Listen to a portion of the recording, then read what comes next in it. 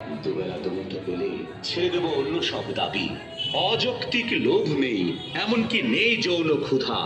চাইনি তো নাভি নিম্নে পড়া শাড়ি, শাড়ির মালিক যে চাই সে নিয়ে যাক, যাকে ইচ্ছা তাকে দিয়ে দাও। জেনে রেখো আমার সবের কোনো প্রয়োজন নেই।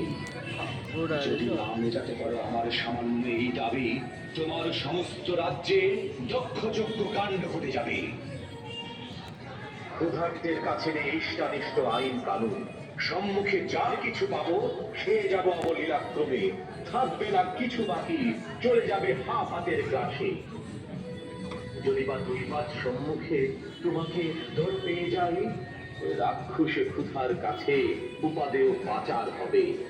সর্বপরিবেশ গ্রাসী হলে সামান্য ভাতের ক্ষুধা ভয়াবহ পরিণতি নিয়ে আসে নিমন্ত্রণ করে। দৃশ্য থেকে দ্রষ্টা অব্দি ধারাবাহিকতা খেয়ে ফেলে অবশেষে যথাক্রমে খাবো গাছপালা, নদীনালা, গ্রামগঞ্জ, ফুটপাত, নর্দমার জলের প্রপাত, চলাচলকারী পথচারী, নিতম্ব প্রধান নারী।